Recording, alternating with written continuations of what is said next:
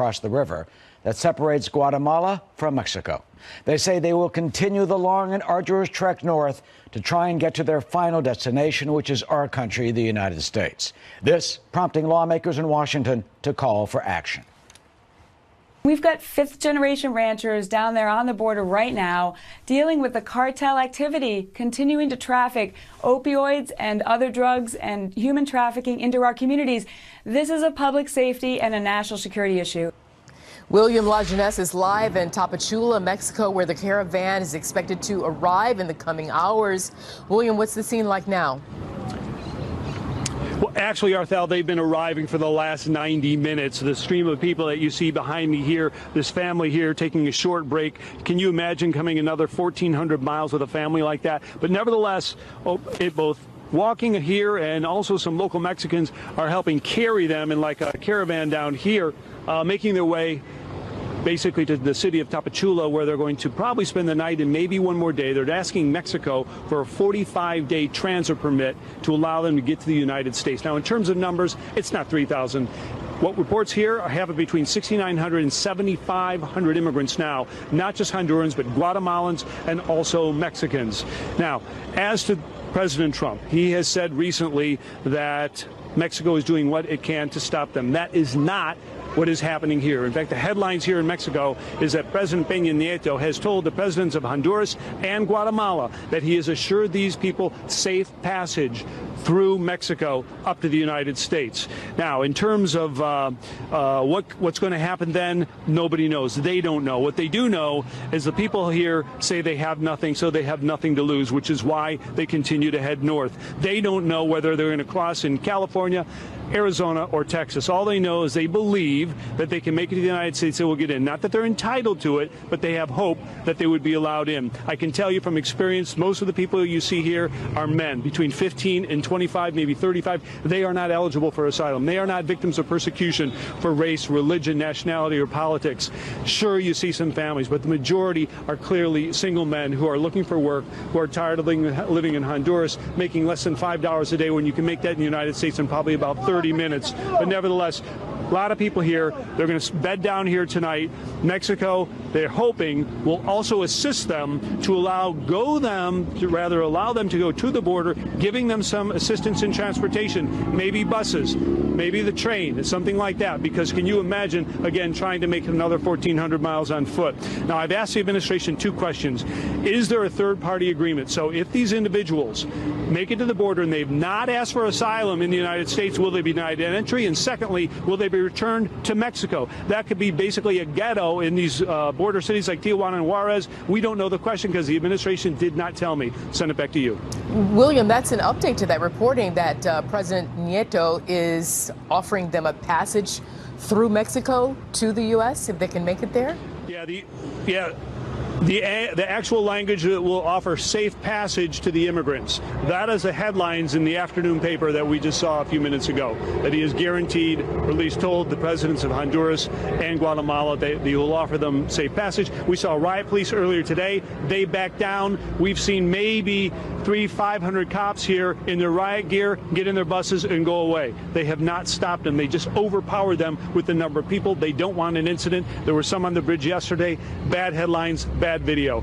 That's not happening. Maybe they'll try to peel them off later. Maybe some people will give up. But right now, they have a free rein, and the cops have stepped back. Arthel? William Lajeunesse, thank you very much for that update. Eric? And for more on the caravan and what we can expect, let's go to Teresa Cardinal Brown. She's a former Homeland Security official, now director of the Immigration and Cross-Border Policy for the Bipartisan Policy Center. So, Teresa, I mean, thousands are on their way. They will continue. And what does it mean that we just heard in the reporting that President Nieto of Mexico has now offered these thousands of people safe passage? Well, it's become now, I think, a show of solidarity. What started out as a lot of people fleeing desperate circumstances and hoping for arrival into the United States, now you're seeing, as they're gathering people along the way, lots of people who have solidarity with the migrant experience, with wanting a better life, with wanting to seek asylum or seek a better life in the United States, are joining in to this caravan, and it's growing. And the Mexican government, not willing to risk, a difficult show of force, excuse me, is trying to stop them. Is saying they're not going to stop them. And what does it mean if they're not going to be stopped? I mean, they'll be coming up to our border, facing us perhaps within a week or less. Excuse me. Yeah, get some water. I apologize. That's okay. We'll just stick with you for a second.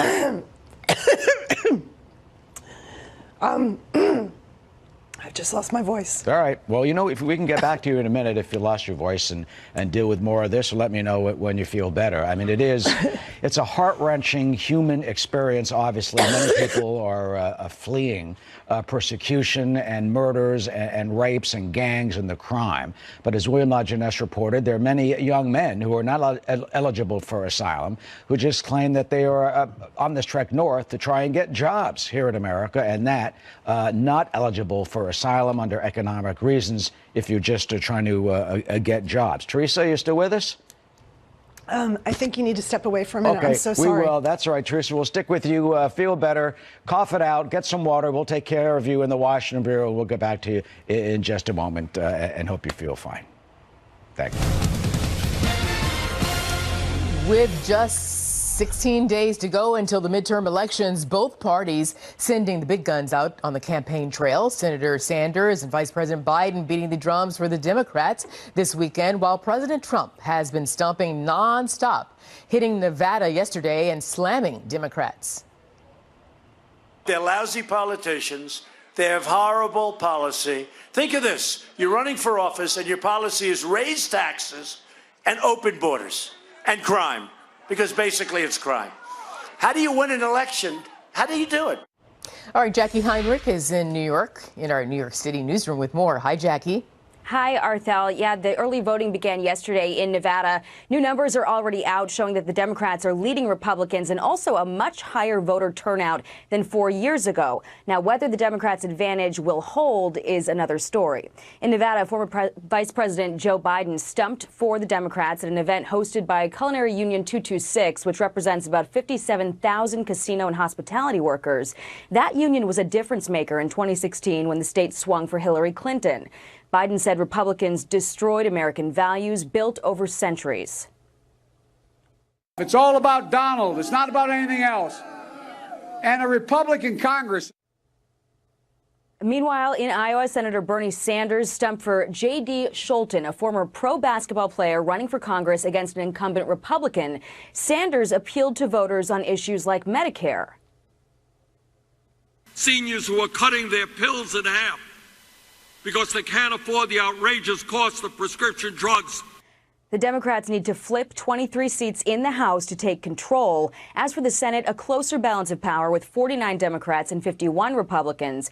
But in 10 states that voted for Trump in 2016, a Democratic incumbent is up for re-election. But Republicans have been working overtime to make sure the Dems don't make any surprise steals. In Tennessee, Republican Congresswoman Marsha Blackburn, who's running for Senate, painted the Democrats as an angry mob. She says the voters are disgusted. They talk a lot about the Kavanaugh hearings and how they felt like that this was something that, a picture's worth 1,000 words. These midterms are critical to both parties, with a record number of GOP lawmakers retiring this year. Arthel. All right, Jackie Heinrich, thank you very much. Eric? Well, meanwhile, fallout is growing over Saudi Arabia's explanation of the murder of Washington Post columnist Jamal Khashoggi. Coming up, the pressure on the Saudis increases to fess up. But will this incident redefine our nation's relationship with that kingdom? But first, health care is coming front and center as the midterm. Glad to see you're okay. Get a little tea. Thank you so much. Of course, get a little tea, get a little honey. You're a former Homeland Security official, director of the Immigration Cross-Border Policy at the Bipartisan Policy Center. So how should the administration respond, when these thousands of people, multiple thousands, may arrive at our border? Well, I think that it's definitely going to be a stressor on the administration. There are not a lot of great options.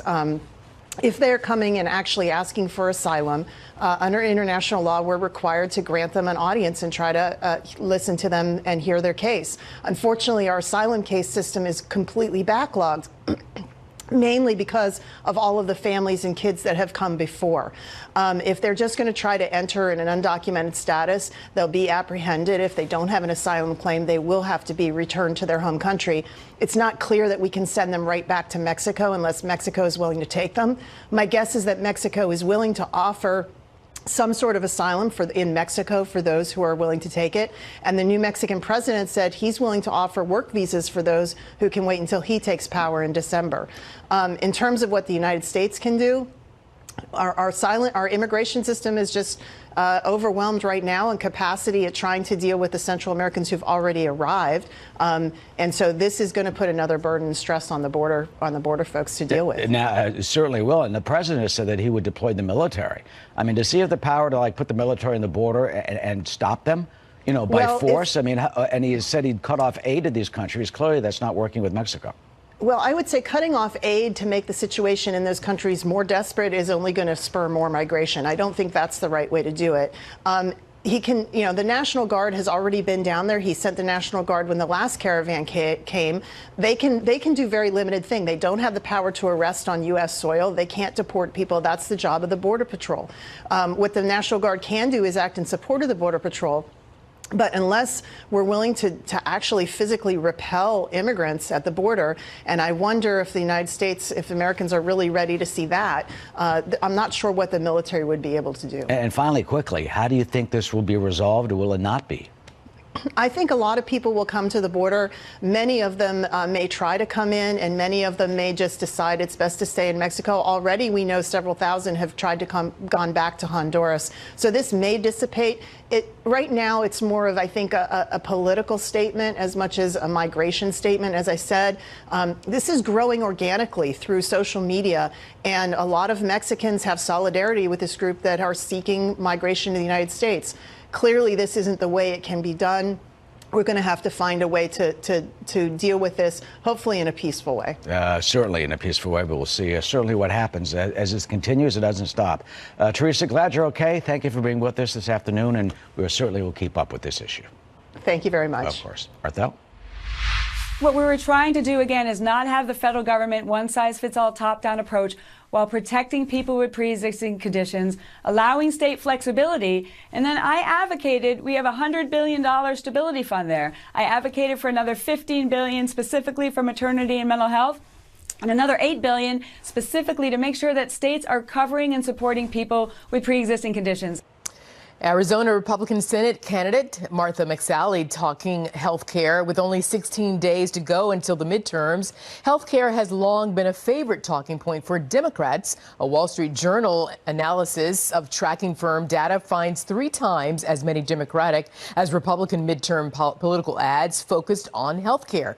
And now Republicans seem to be mentioning it more, even as Senate Majority Leader Mitch McConnell targets not just Obamacare, but Social Security and Medicare to pay down our growing deficit.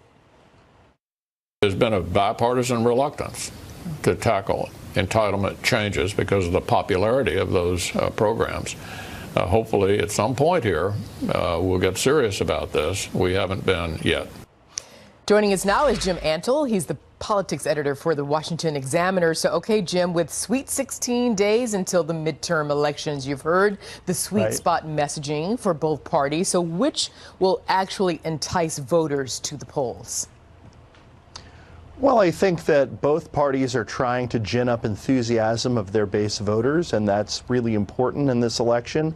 The Democrats, being the party out of power, have been angry. They've been excited, so they're really motivated to go to the polls.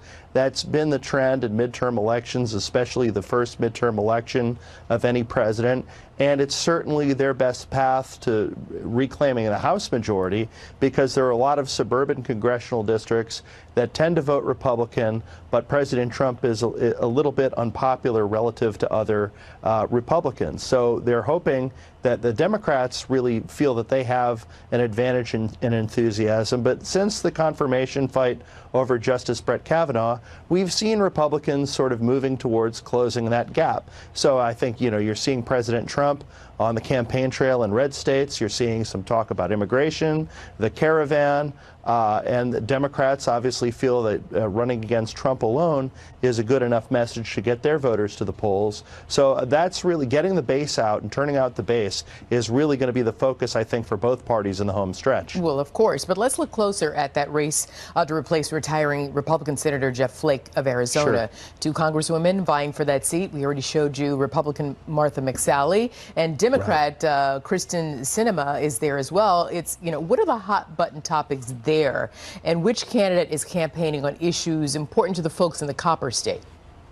Well, I think one thing that they're trying to do is that they're trying to focus on Kristen Sinema's recent past record. Before she decided to position herself as a centrist when she was elected to the House, she has, in the not too distant past, a record of being someone who is much more liberal, has sometimes spoken contemptuously of the electorate in Arizona. And so they're replaying some of those clips. They're talking about some of that, and they're trying to see if that might resonate with some of the voters in the state and maybe bring them back to Martha McSally. McSally has done well in some recent polling, but the numbers have kind of been all over the place. Sinema was the candidate Democrats thought would be their strongest challenger for this seat. She was running even before Jeff Flake announced his retirement. So I think the big thing that they're going to try to focus on is Kristen Sinema the centrist that she portrays herself to be, and is she really a good fit for the politics of Arizona, which are somewhat in flux. It's a traditionally Republican state, but it has, as the Hispanic population has grown and some other demographic changes have happened, we've seen some growth of Democratic voters. So this should be a really tough race. Yeah, you won't know until all the votes are counted. Now, President Trump, meanwhile, this weekend in the Silver State, Nevada, campaigning for Republican Dean Heller, who's fighting a hard fight to keep his seat, trying to fend off a formidable challenger, Democratic Congresswoman Jackie Rosen, who former Vice President Joe Biden was in town campaigning for. So in this battleground state, will it be about who's stumping for them or what the candidates stand for? Well, I mean, it's going to be a little bit of a proxy war between people who are potential 2020 candidates. Obviously, Joe Biden hasn't fully committed to a presidential run, but he's considering it. He leads in most of the early polls because he has the highest name recognition. President Trump narrowly lost Nevada in 2016, but he was competitive there. This is, along with Arizona, one of the Democrats' two best pickup opportunities in the Senate, so they're really going to focus on that. Dean Heller, though, is a guy who's run ahead of the Republican ticket a number of times, and so I think he's going to try to focus on his own record and not so much the surrogates coming in from the National Party. Understood. Now, finally, early voting in Nevada began yesterday, and according to our producer Lee Ross, who's been in touch with the Secretary of State's office there, he's reporting that a much higher first-day returns when comparing to 4 years ago. And Lee is telling us that so far, Democrats in both Clark and Washoe counties have returned more ballots than Republicans, and that advantage more than offsets Republican leads in Nevada's rural counties that you mentioned earlier for roughly a 4,500 advantage to the Democrats. So, of course, we don't know how they voted.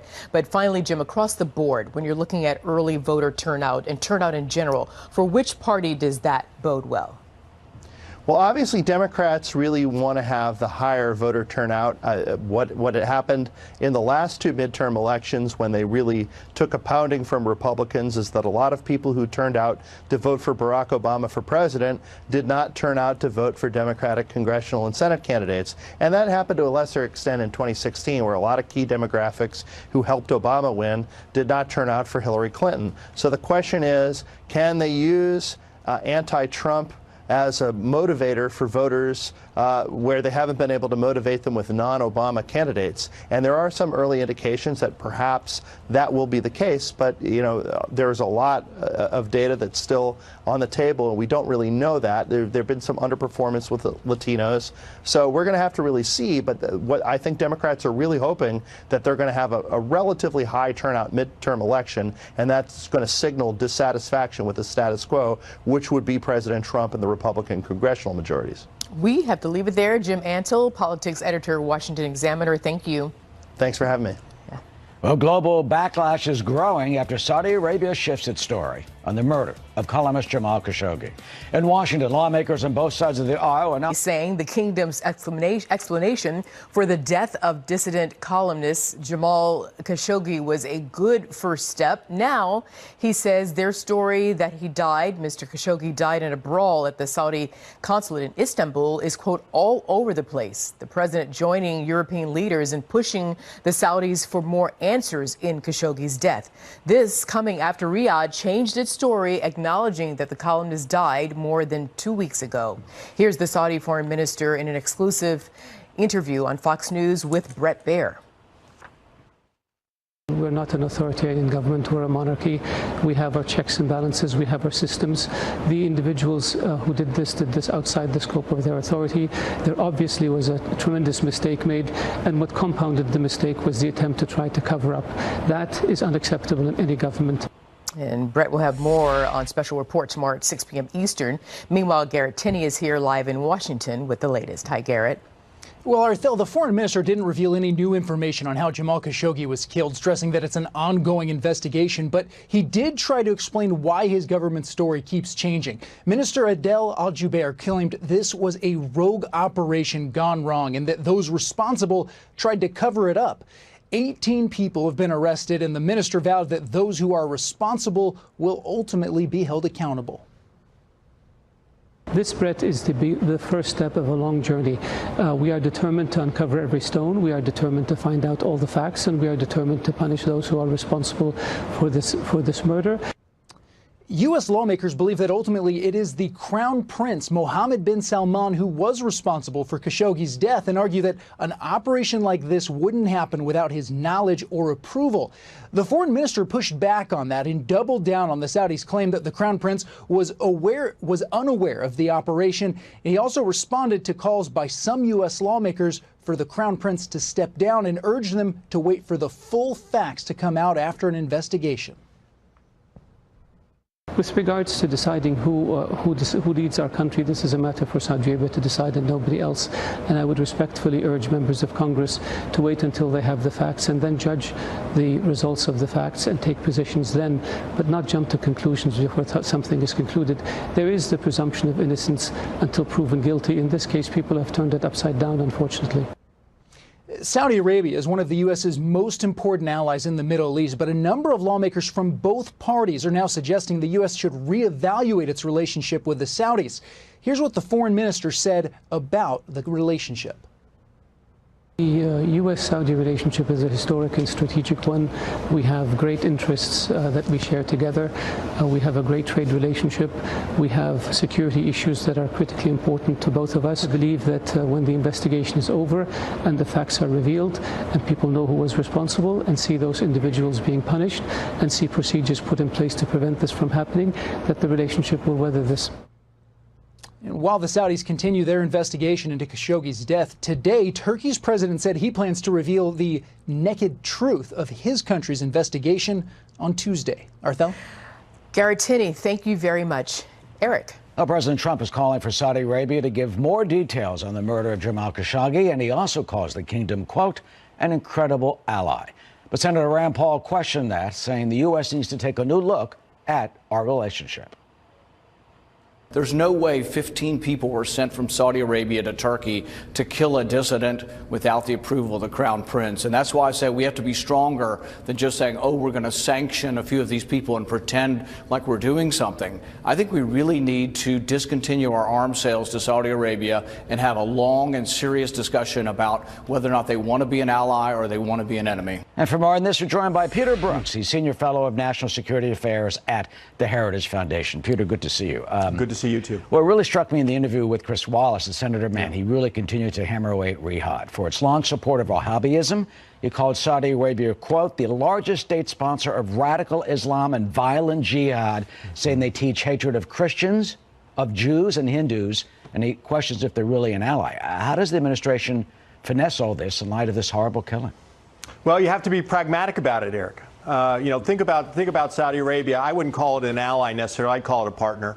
There are issues, and some of them have been mentioned many times, but it is an important partnership when you think about what's going on in the Middle East. You think about Iran's expansionism. You think about the war in Yemen, which is part of Iranian expansionism. You see the troubles in Syria, counterterrorism cooperation in that part of the world. They're a major player in the energy markets, and they also are a consumer or a country that buys American weapons, and we've had a long-term security relationship with them. So this is an important partnership.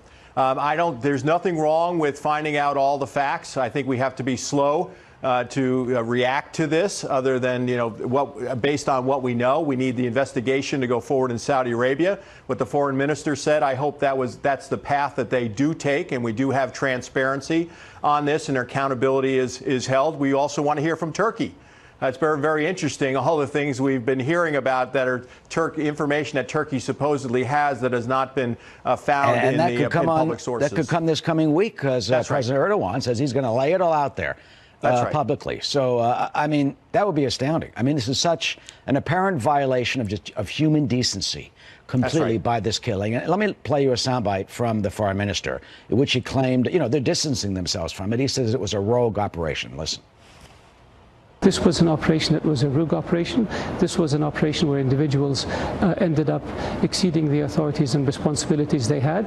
They made the mistake when they killed Jamal Khashoggi in the consulate, and they tried to cover up for it. So now he's pointing the finger at them. What's going to happen? These 18 people, they're going to get put in prison, or they're going to be blamed. They're going to be the fall people for this, and they're going to be beheaded. Well, that's what we need to know, Eric. I mean, we need to be careful here. Now, there are rogue operations. They happen. I mean, no matter where you are in the world, these things can happen. I'm not saying that is what happened here. The responsibility could go much higher than that. But we need to find out. That's why I'm saying we need to see what the Saudis find out. We need to see what the Turks know. We also have to do our own investigation. Yes, I think we're in agreement on that. Wouldn't they try to protect? I'm sorry to interrupt, but wouldn't they do all they possibly could do to try and protect the Crown Prince? Well, maybe they will. That's certainly a possibility. He is the leader of the country. It is a monarchy, and that's certainly a possibility. I mean, we have a crisis here in our relationship, and we have a personal tragedy and a human tragedy in the death of this journalist. So, I mean, we need to know as much as we can to inform our actions, whether some sort of punitive action needs to be taken by the United States. Hopefully, if that's the case, in concert with others who see this as a terrible tragedy and a grave violation of human rights. So I think what I'm saying is that we need to know more. We don't know where this is going to lead. We want transparency from the Saudis. We want transparency from the Turks. Remember, the Saudis and the Turks have a contentious relationship, too, over a number of issues. And that's why our investigation is going to be critically important. Our intelligence organizations putting together what they know and are able to find out based on what they're able to gather overseas to inform our decisions about how this relationship goes forward. And what type of action and punishment do you think would be appropriate? I mean, in the building behind you, Congress can enact the Majeski Act by themselves. That doesn't sanction states. That sanctions individual people. Right. But, Rand Paul says stop selling them arms. I mean, do you sanction the individuals? Do you throw out diplomats? Do you stop giving them parts for the warplanes? We refuel their warplanes for the war in Yemen. Do you just stop some of this cooperation so they get the message? Well, that's a possibility, but we don't know what the answers are yet. Right, Eric? I mean, that's why I'm saying let's find out what we know and then take the appropriate actions. And you're right. The executive branch is an important player there. They can do things. The State Department, certainly the White House, and also the Congress can do things as well. But let's find out as much as we can so that we do this right. Sometimes we get way out in front of ourselves on these issues and not having all the information that we need to make an appropriate decision. So that's all I'm saying. I'm not saying that I'm saying there should be accountability, but that has to be based on all possible information that can be gathered and learned about this terrible tragedy. And certainly some of that may come on Tuesday from President Erdogan, so the world will be watching for the evidence that he lays out. Peter, always good to see you. Peter Brooks from the Heritage Foundation. As always, Peter, thank you. Thank you. Good to be here. Eric, the search is on for a man accused of killing a Georgia police officer. What we know about the events leading up to the officer's death. And Deputy Attorney General Rod Rosenstein is set